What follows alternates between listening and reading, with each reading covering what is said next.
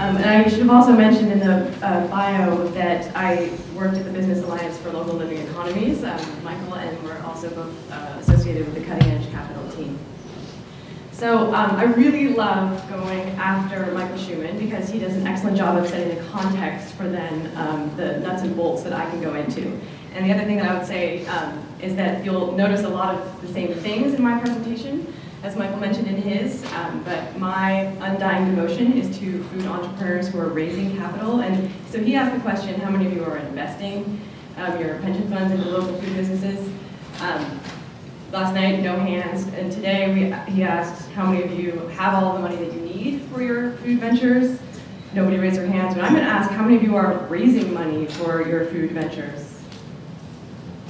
Not that many, wow. So how many of you are working with entrepreneurs in the local food system in some way or another that are looking to raise money for their ventures? And how many of you know people that are looking to raise money for food ventures? And hopefully that covers the rest of you, otherwise, a little much to talk about here. Again, I'll be talking about a lot of the same things that Michael discussed, except that my perspective is how you can use these tools to raise money for your food business. And now, one thing I'll also say is that a lot of us have many hats on, even though we're at a local food type conference. A lot of these financing techniques are applicable to any type of business, so keep that in mind. Oops. What do I push to get this to go? Oh, there we go. I'm a bit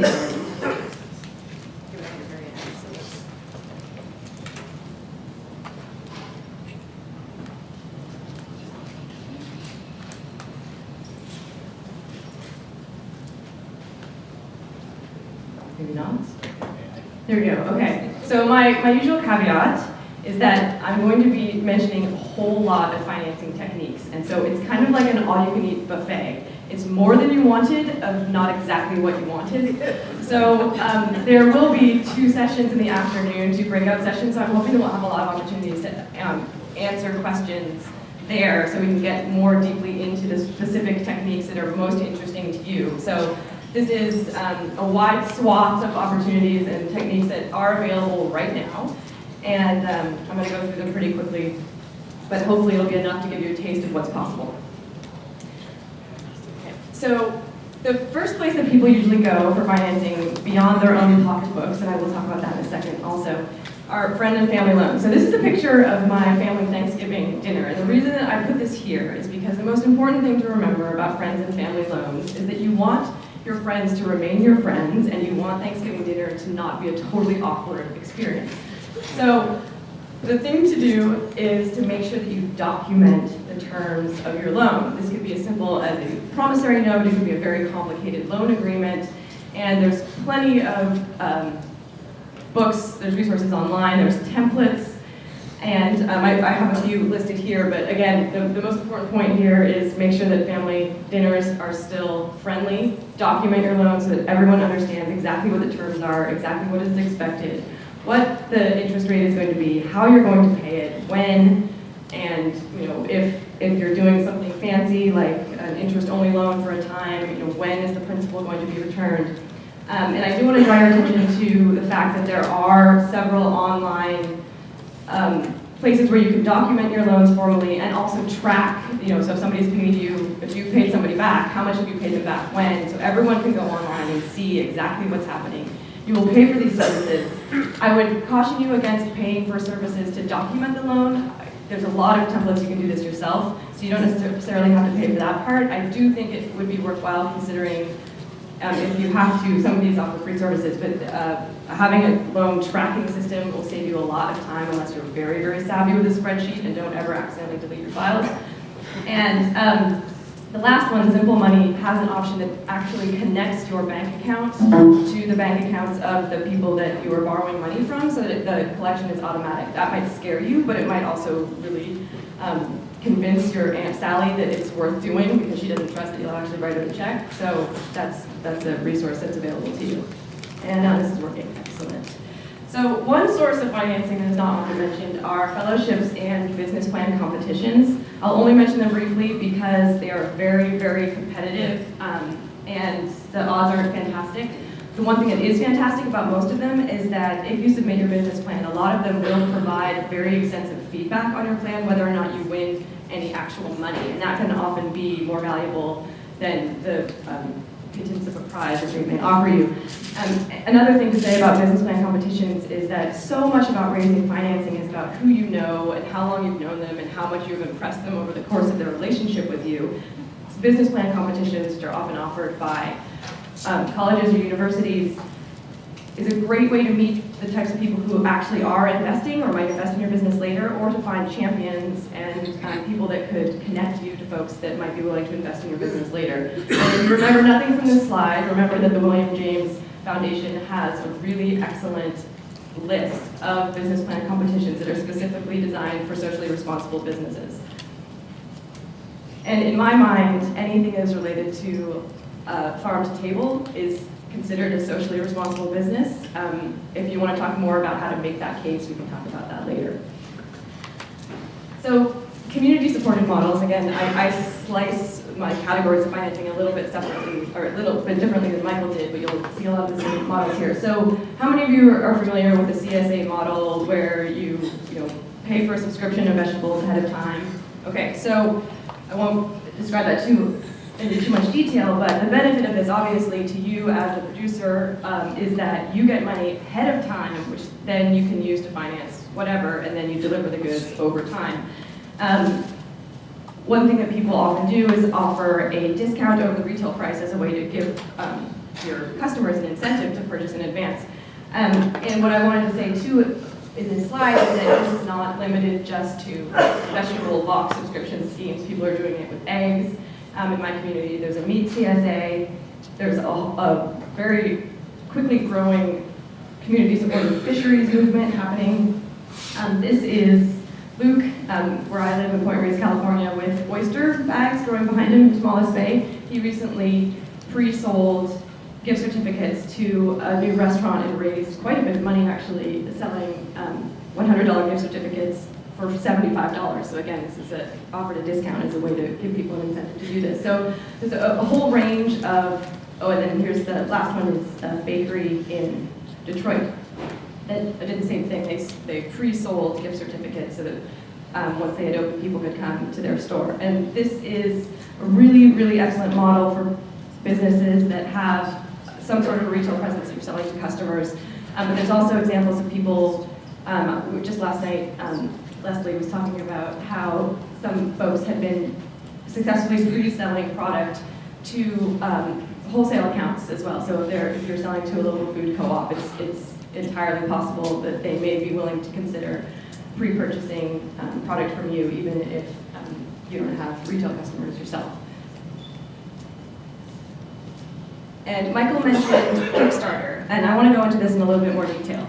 So online crowdfunding, the term crowdfunding I find really complicated, but it gets used a lot. So in my mind, I think it's really helpful to delineate it in 3 different ways. One is to use an online crowdfunding platform to technically support a gift-raising campaign. If you're trying to raise gift money from people where they do not expect any kind of financial return, just like a nonprofit might do, you can use Kickstarter as a way to put up a video, get something in front of people via Facebook or Twitter or other social media. It's kind of fun. It definitely is a growing trend right now. People get excited. You can see it in real time how much somebody has raised toward the goal that they're raising. It's a way to build momentum. It's a way to keep in touch with people online for your gift funding campaign. But people are also using it as a way of kind of automating the pre-sales process. So the bakery I just mentioned might have done a pre-sales campaign using Kickstarter or Indiegogo platform. The third form of crowdfunding has nothing to do with Kickstarter at all, and it is turning the traditional investing dynamic on its head. So like Michael described before, usually, or traditionally, the investment model had been raise a whole lot of money from a very small number of very wealthy people. But the term crowdfunding, particularly as it relates to the Jobs Act that was recently signed into law, as Michael mentioned, that refers to the model of raising small amounts of money from a large number of people who are not very wealthy. And I'll talk a little bit more about that. So I just want to talk about the nuts and bolts of doing one of these campaigns. I just was looking online, and there are 2 local examples of people using Kickstarter for food businesses. One is in Middletown. There's Belgrove 1797 Whiskey Chocolates. They're trying to raise money right now on Kickstarter. So I think they've got another couple of weeks if you want to check that out. And then also Ringer Farms. Is Farmer Russell in the room? No, Farmer Russell is not here. But they recently raised $7,425 using Kickstarter from 139 people. And for $10, for a $10 gift, they would give folks a shout out on their Facebook page. For $25, they offered thanks on their blog. I guess that's considered a more lucrative piece of real estate with advertising. For $50, they gave people a t-shirt, just a way of saying thanks. And if you gave them $100 toward their fundraising for this farm, they would give you a branded market bag with their logo on it. It's a pretty cool logo, full of veggies.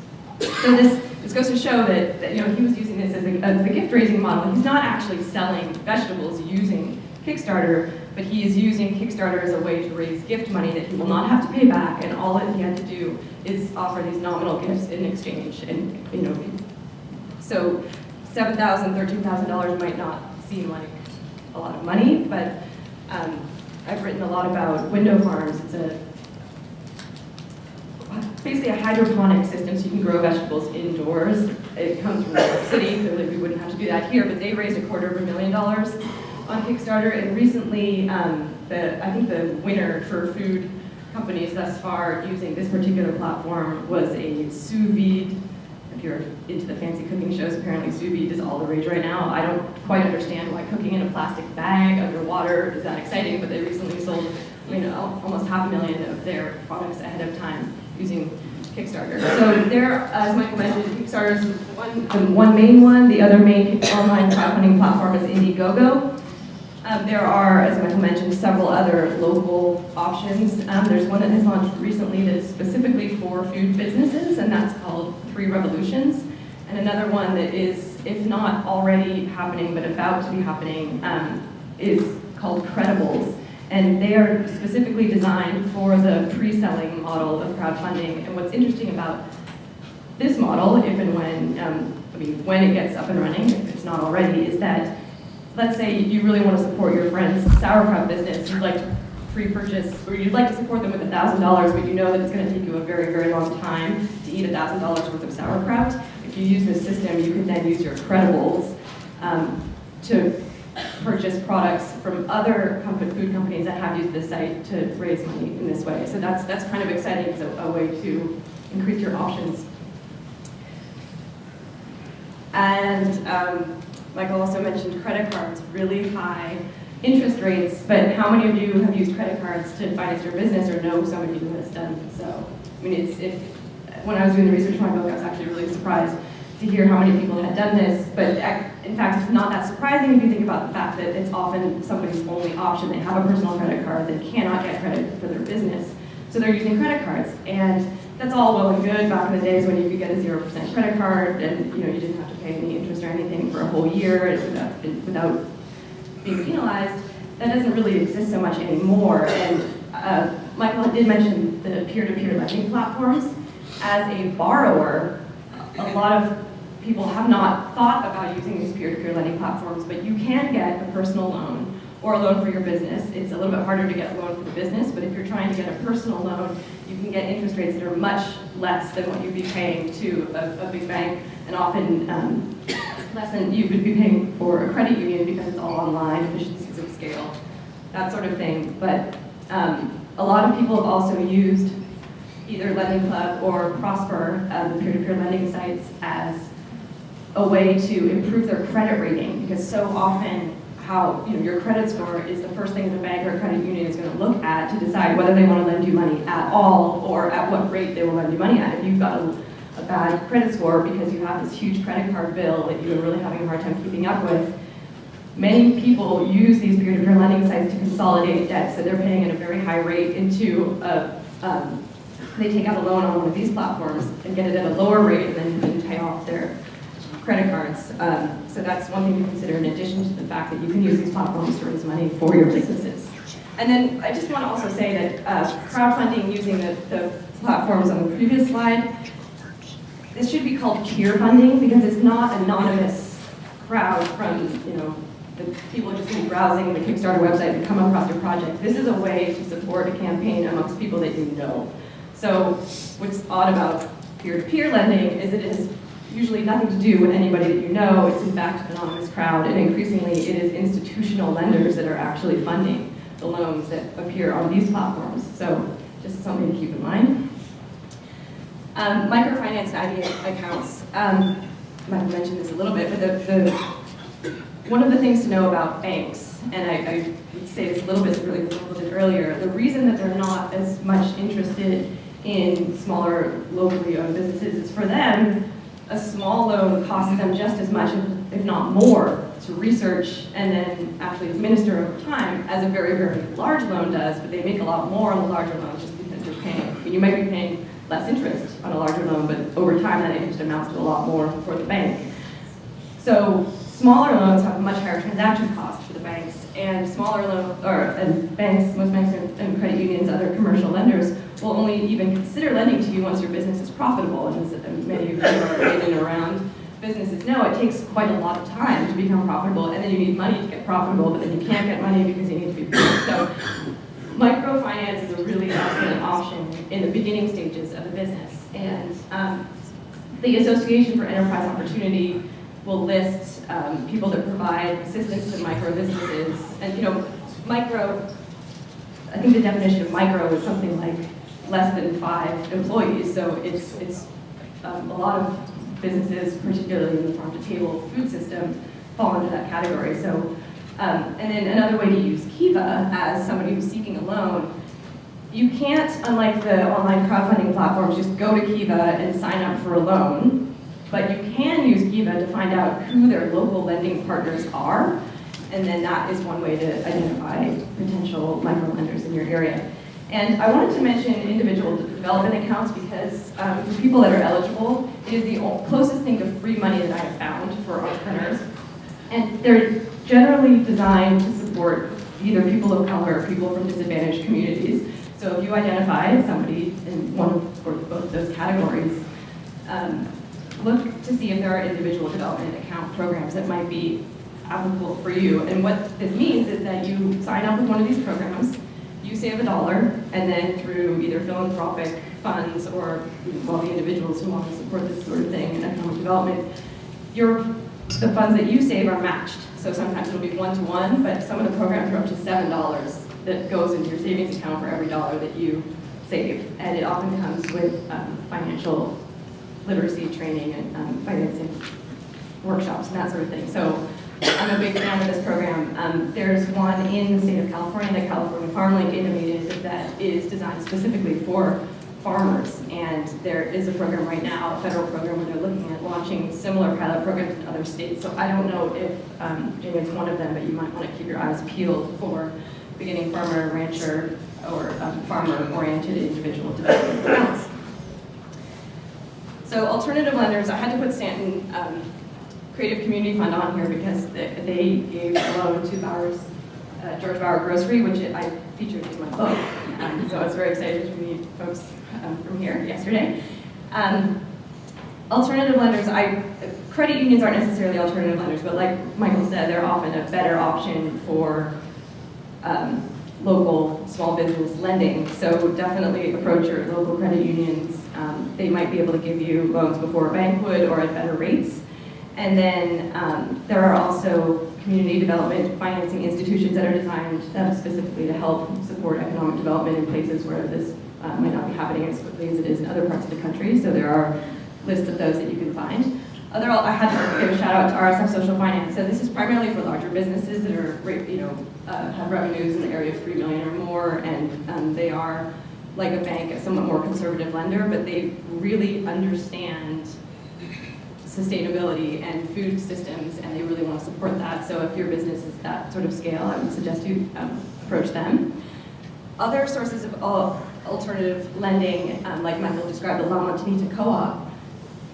For a lot of food producers, working with Whole Foods is kind of a pivotal moment in their development as a business. And they have recently launched the local producer loan program. And I was asking around yesterday, and it didn't sound like a lot of people had great success working with the regional Whole Foods buyer in terms of purchasing. But if you do happen to be one of the lucky ones that is working with Whole Foods, they do have local producer loan programs that the individual stores or the regions have control over, so they can decide which of their local producers or local food processors they want to work with, and this has been a really great source of capital for a lot of folks around the country. And then the last one, if it looks like a cheesy thing I stole off the internet, it is the payday lending option for food businesses has often been factoring, and I call it the payday lending thing. It's because it's the kind of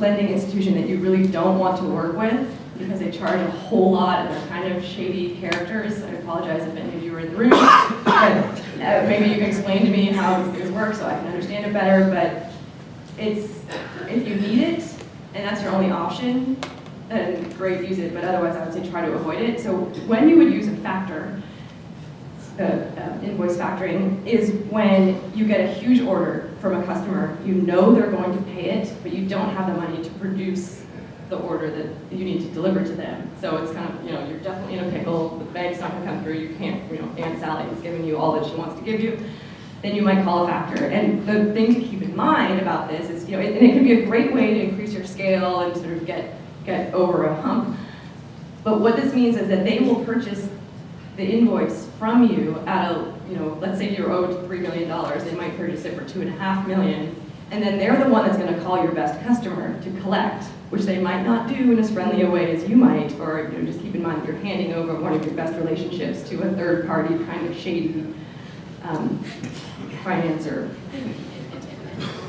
So I'm not going to talk a lot about USDA and FSA loans because from what I gathered yesterday, it sounds like most of you are already accessing those sources of financing, and also it's not my area of expertise, but one thing that I would like to say is that USDA Rural Development has a whole lot of programs that are available to small businesses and large businesses in rural areas. And the one thing that I hear over and over and over about applying for federal programs is that in the first place, it's extremely difficult to figure out which programs you're actually eligible for in the first place, and you can waste a lot of time trying to go through all these websites.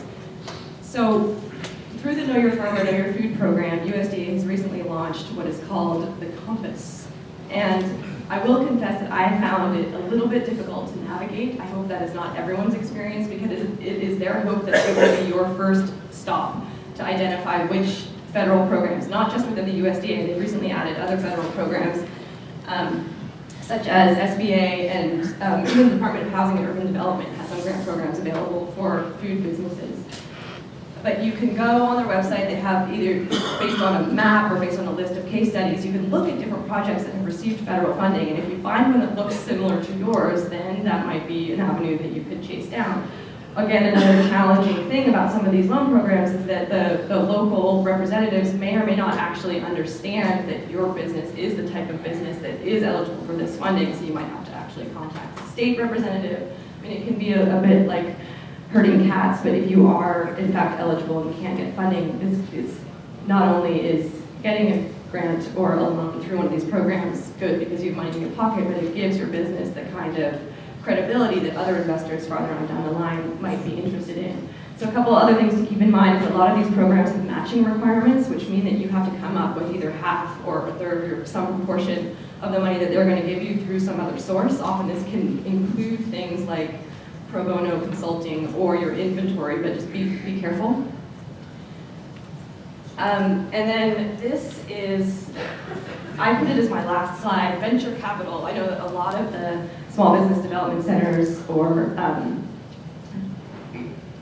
community college training programs, they often, use friends and family. It's first your own pockets, and you go to friends and family, then you go to venture capitalists. And I'm thinking, okay, for most food-based businesses, venture capital is not really the option that you want, and I'll explain that. So with a loan, debt, somebody gives you money, you pay it back over time plus interest. When you're selling equity in your company, you are actually selling shares in your company, which usually come with some kind of management control. And not only do you have to pay them back, these investors back, at some point, you also have to pay them back a fairly high rate of return. And what they might expect varies, but a venture capitalist might want, they might want 14%. Or 14 times what they put in. It's a huge range of what people expect, but it's quite a lot of money. But to me, that's less of a risk than actually giving away a portion of your company, because first of all, you have to come up with the money to pay them back and give them their return. But usually the way that this is done is that you go public, you do an IPO, you list your business on the public stock exchanges, or you get purchased by a larger company. And for the majority of small and community-based businesses, or even large community-based businesses that I talked to during the research for my book, people really don't want to do that. They want the business to stay within the community. They want to continue serving the people that they serve. They want to continue with the company. A lot of companies that go public or get sold, the founders are often gone within a couple of years, if they even last that long. And furthermore, it's rare that during these so-called liquidity events, when the investors get their money back and they get their liquid investment back, this is where a lot of the values leave the company, in addition to the people that were working there, or they might even close down the local factory because it's now part of some larger conglomerate. So I would say proceed with caution. There are several ways that you can raise equity financing in a fashion that does not run the same kinds of risk in terms of losing management control or having to force this liquidity event. Organic Valley is one example of an agricultural example. This is a producer-owned cooperative. I think there were some folks that were part of the Organic Valley cooperative here yesterday, if not today also. And they sold a form of non-voting preferred stock with a fixed dividend, which is a very fancy way of saying that they sold equity in their company without giving up any management control. And there was, even if the company grew, the investors' stocks were always worth the same amount. And they always get a fixed dividend, I think it's 5 or 6%. And the only way that the investor gets their liquidity or gets their money back is if Organic Valley buys their stocks back at the same price that they paid for them in the first place. So in a lot of ways it behaves more like an interest-only loan, but it was a way for them to raise a lot of capital. I think the year that they closed it, 2010 or 11, they raised $14 million. So this is, I'm just giving this example as a way that one company that had millions and millions of adoring fans around the country was able to do this.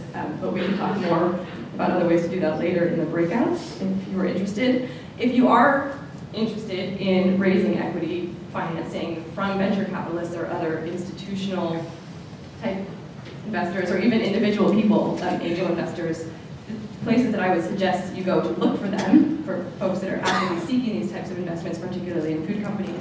The Slow Money Group that Michael mentioned only briefly is a national network of local investing networks that are specifically trying to grok this whole concept of how can we get appropriate financing with the right kinds of terms that make sense for the types of farmers who are really looking at things like soil fertility and not just how can we crank out as many calories from this particular plot of ground as possible. So Slow Money is a group that you might look into, and also Investors Circle is another one that's, I would say, because Slow Money split off of Investors Circle, they're less interested in on-the-ground farming type businesses, but if you're a food processor with a branded food product that falls into the consumer goods category that is somehow addressing social or environmental issues, then Investor Circle is a place for you to go. And recommended reading, in addition to Michael's book, which I always pitch at the end of my presentations, there's a really interesting book about all of these kind of local investing options. Again, more from the perspective of how one can invest in them, but if you turn them inside out. Amy Cortiz's book, Globe Investing, is quite interesting.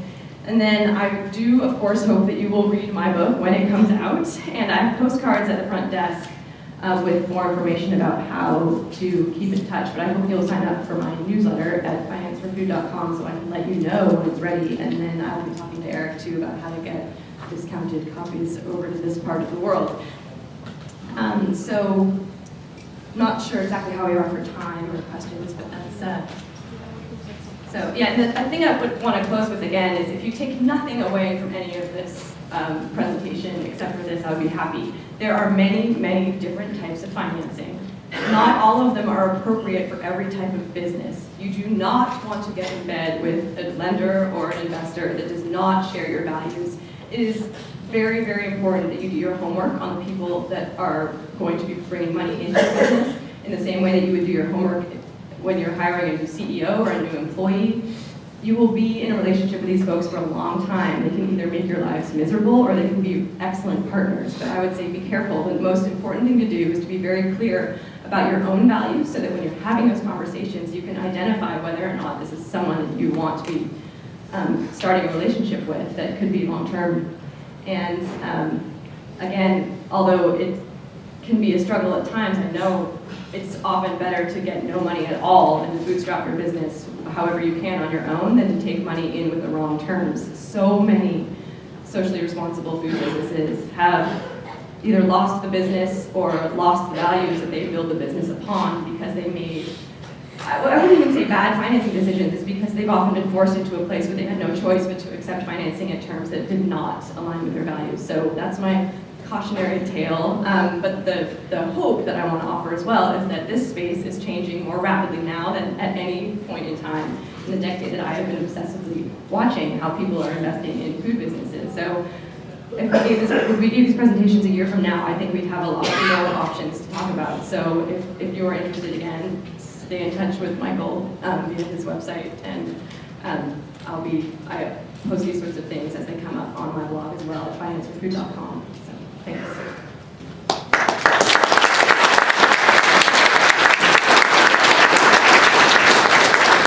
We do have time for a couple of questions. Does anyone have any questions for Elizabeth at this point? I just confuse everybody.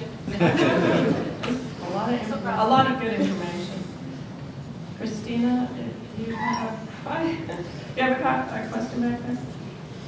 Hi, I'm Christina Kane. I'm the Executive Director to the Stanton Creative Community Fund. So Elizabeth, thank you for the shout out. Rather than a question, I had a little bit of information about individual development accounts.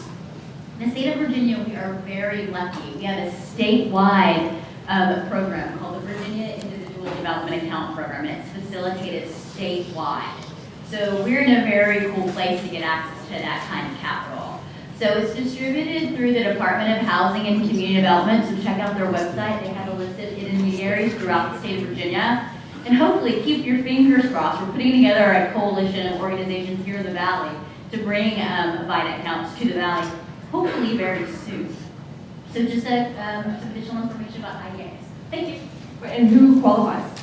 It's 200% at the federal poverty level or lower. So a household of one, about $21,000. If you're a household of four, about $42,000. And then there's some asset tests too. And that's all on the DHCD's website, so check it out. But it is for folks of modest means to be able to get access to capital for their businesses. It's an amazing program to qualify.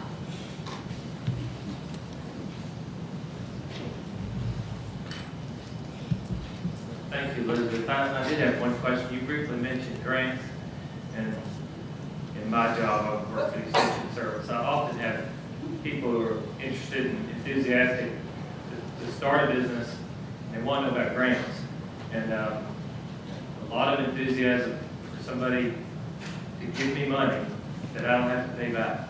And I have yet to find a grant for an individual business. Now, I've seen where teams of people have gone together, secured grants for group marketing and collective, with grants that serve multiple businesses. But what's your experience with grants or opportunities? Yeah, I think I only mentioned them in passing because I'm not a big fan, and I'll explain why.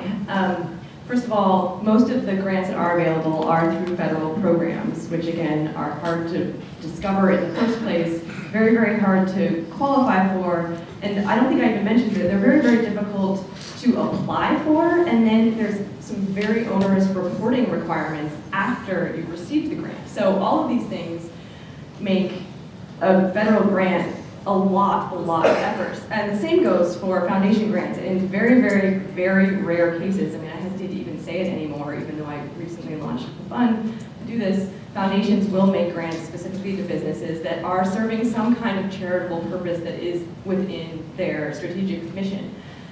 But they are so few and far between that I would so much rather see entrepreneurs spending their efforts on some kind of community-supported financing mechanism that is also building your future customer base, rather than trying to build a relationship with like one person in a federal office somewhere that, maybe they would bring their family to your restaurant, but, why not spend that considerable time and effort looking for a financing method that will also build awareness within your community of your business and start building up a base of future customers.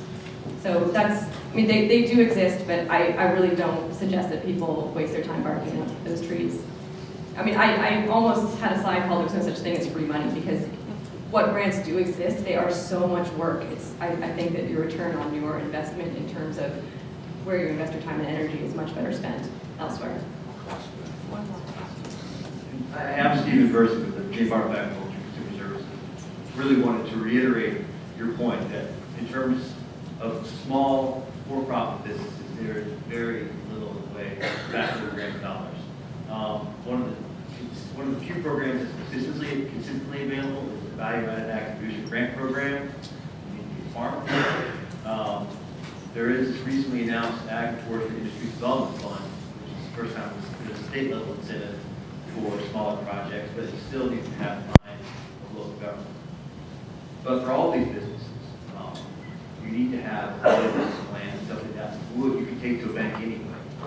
The types of, kind of short story on government assistance for small businesses is there is help with business planning and getting started, there is help with maybe hiring, maybe some funding for training people, and there's help with marketing. And you may be able to find some assistance with financing at the margins, perhaps getting a loan you may not otherwise have gotten one, or perhaps a slightly lower interest rate. But for all assistance, you have to have a quality business plan, something that you can take to a bank. If the bank says no, they can maybe help you with a need. Yeah, well, I think you make a really good point, and I actually, the whole first part of my book are the things that you should do before you even start looking for financing, and one of them, as I mentioned, has to do with repairing your credit score. But other very important things, thank you for mentioning them, are writing a good business plan, and there are plenty of resources to help you do that. But two other not often remembered or things that you would never know unless somebody had told you, so I'm just going to put it out there right now, is that having a really great bookkeeping system in place and keeping track of everything that you have ever bought or sold that is related to your business will come in so handy later, because even if you are maybe not profitable yet, well, I mean, first of all, you're not going to be able to show that you're profitable unless you have a very good bookkeeping system. But even if, say, further on down the road, you have a loan that is maybe not performing, you're not having trouble paying back your loan, or you're on the verge of being considered for a loan, if you can show, and it's entirely possible that a lot of the people in commercial banking have no experience with some of the more sustainable farming methods, you might be claiming to be able to get a price for your organic tomatoes that just does not make sense to the person who's only been used to seeing conventional tomatoes at a commodity wholesale price. They're thinking, there's no way you're going to get $2 a pound for your tomatoes. Whereas if you've been doing that for the last 3 years, and you can show that because you've been taking really excellent notes in your bookkeeping system, that can really make a huge difference. And another thing that often people don't think about is that the way that you file your tax return can make or break your ability to qualify for a loan later. So if you fill out your tax return, like some people that I have talked to maximize all possible deductions to minimize your tax liability, you might fudge a little bit on your revenues that you got on a cash basis at the farmer's market. But if you can't show that you have earned those revenues, how are you going to prove to the bank that you're a bankable customer? And so these are things to keep in mind. It's just, it's not either or, it's understand the implications of what you're doing, and if down the road you think you might be wanting to access capital from a commercial lender, make sure that you're reporting all of your revenues very accurately, because if your business plan does not match your tax returns, they're going to have a lot of questions that you're going to have a hard time answering.